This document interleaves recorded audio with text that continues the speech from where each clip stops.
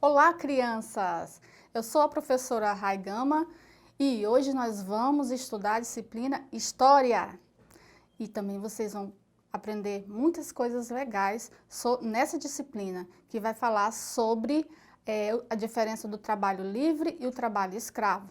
Então agora nós vamos observar algumas imagens para a gente pensar em que se trata esses tipos de trabalho aí. Vamos lá? Olha aí na telinha. Olha só essas imagens, pessoal. Vocês estão observando aqui, ó. Existem pessoas trabalhando na lavoura, né? De cana-de-açúcar. Vou já mostrar para vocês uma cana-de-açúcar. Observem aí. Olha só embaixo. Vocês observem aí. Vocês lembram de quem? Então, esse tipo de trabalho é o trabalho escravo. Olha só, se você falou trabalho escravo, muito bem, parabéns. Vamos agora mostrar as outras imagens. Olha só, essas imagens aí. Observem, temos aqui uma pessoa que está vendendo alguma coisa, né, na rua, né? São vendedores ambulantes, né? Eles precisam sobreviver e aí eles vendem água de coco, vendem balas. Então, o que eles puderem vender na rua para as pessoas que estão passando, eles vão vendendo e aí vão tirando o seu sustento. Olha só essa outra imagem. Olha só, é uma feira, né? Feira de frutas, legumes, verduras. Que delícia, hein? Então, esses feirantes também, participam de um tipo de trabalho. Eles fazem o seu trabalho digno, honesto, para tirar o seu sustento de cada dia. E aí? Que tipo de trabalho é esse? O que é que vocês acham? Pensaram? Então, é o trabalho autônomo, muito bem. É o trabalho informal, a pessoa trabalha por conta própria. Lembra do que nós falamos? Olha aí, vendendo doces, né? Vendendo sandálias. Então, as pessoas, elas levam sua vida para poder trabalhar e ter o seu sustento. Nós sabemos que existem muitas pessoas desempregadas, não têm um emprego, não são contratadas, mas elas conseguem fazer alguma coisa para se sustentar. E aí vão fazer esse tipo de trabalho, que é um trabalho digno, um trabalho honesto. E aí a gente dá os parabéns para essas pessoas que batalham dia a dia, né, de sol a sol. Olha aí, gente. Lembra daquele documento que eu mostrei para vocês? A carteira de trabalho? Olha só. Essa moça aí, ela está sendo contratada numa empresa. Então, a pessoa está preenchendo alguns dados para ela, um papel, e também vai preencher a carteira de trabalho.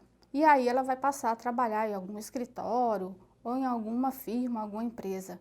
Ela também vai assinar um papel, tá vendo ali na imagem? Tem a carteira de trabalho e um papel onde ela vai assinar. E aí ela vai ser uma pessoa que vai exercer o trabalho de empregada, ela vai ser empregado, né?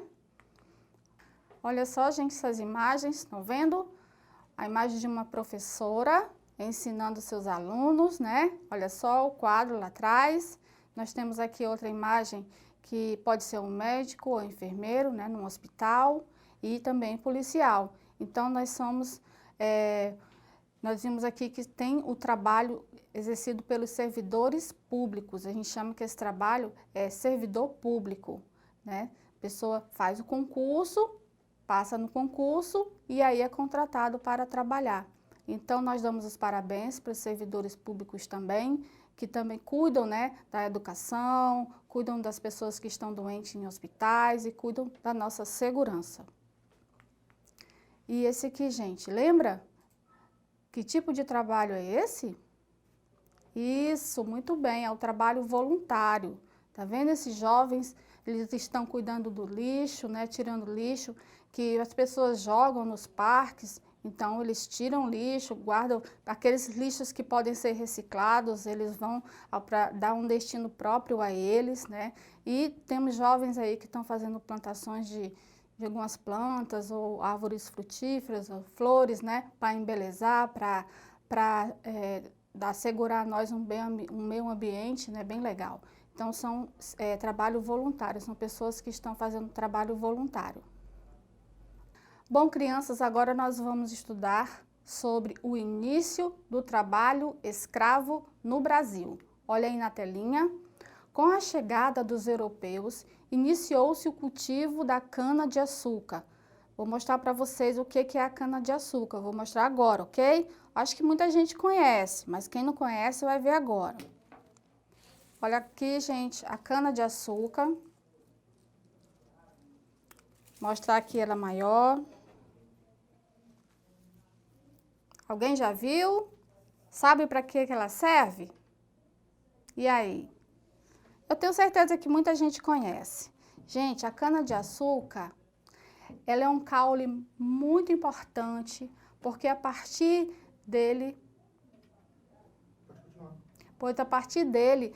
nós podemos fabricar o próprio álcool, o caldo de cana. Alguém já tomou caldo de cana? Uma delícia, né? O caldo de cana. Também pode se fazer, olha só, gente. Quem sabe o que é isso aqui? Olha só. A rapadura, muito bem. Quem aí gosta de rapadura? Olha que bom, ainda bem que vocês gostam de rapadura. É muito nutritivo, viu? Contém muitos nutrientes, é docinho, uma delícia. Também nós temos, olha só, o açúcar mascavo, tá vendo, ó? Esse açúcar adoça também sucos, café, tá certo? Quem não gosta de usar o açúcar branco, pode usar esse açúcar mascavo também, fazer mingau, fica uma delícia. E também nós temos o açúcar que chama demerara ou o açúcar orgânico, que também é um pouquinho parecido com o açúcar branco, só que ele é um pouquinho mais escuro também, é uma delícia. Eu gosto muito de usar esse tipo de açúcar.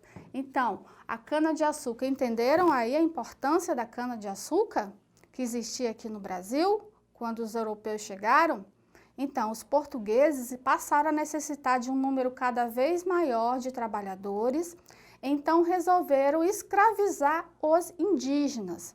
Eles foram obrigados a trabalhar, principalmente nas lavouras de cana-de-açúcar, nos cafezais e também nos engenhos.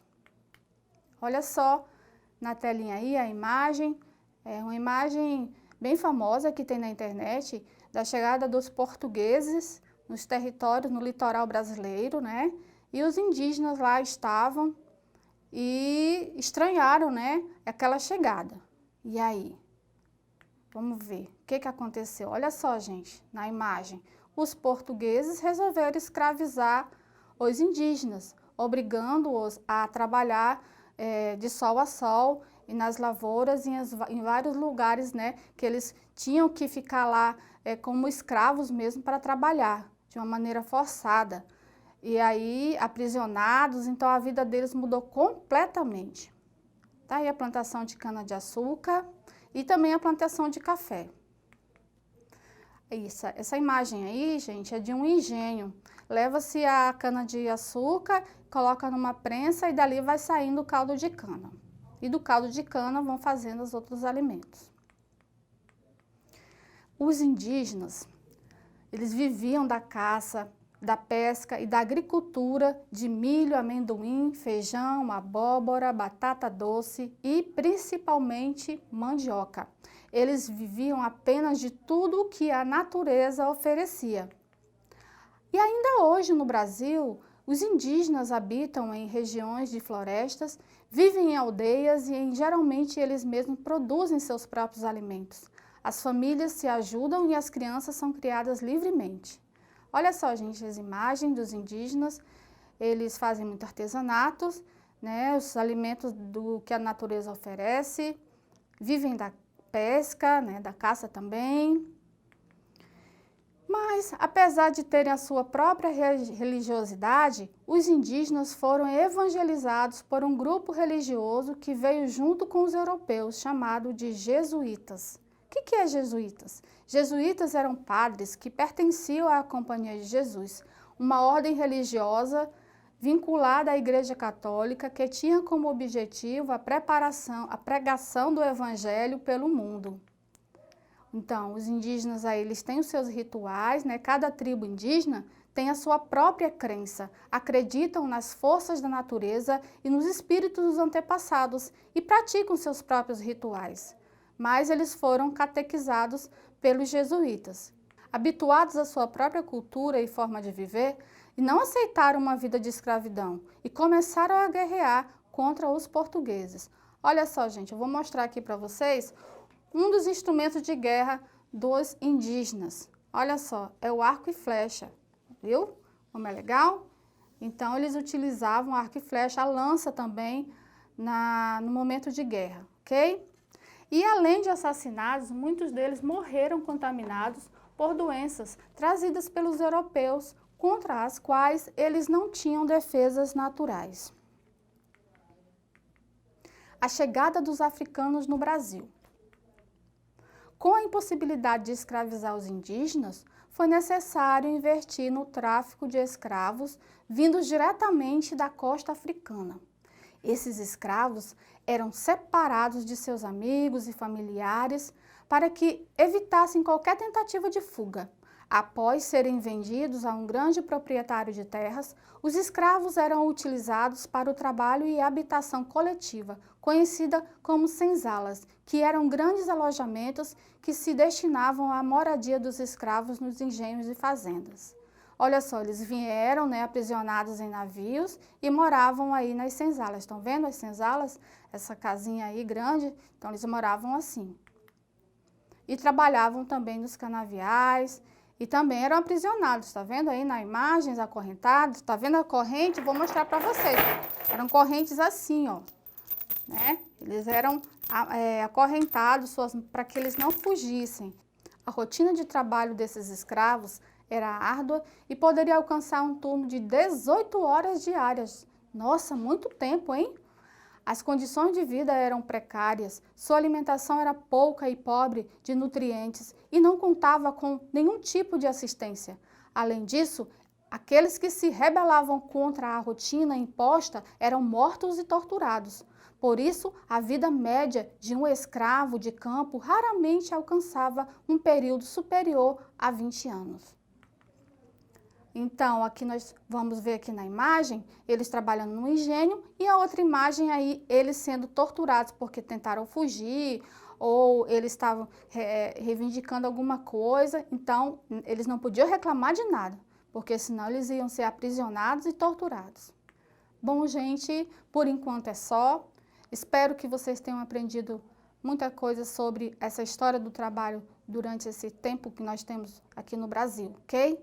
Não esqueçam de acessar a plataforma Eduque, tá bom? Até mais!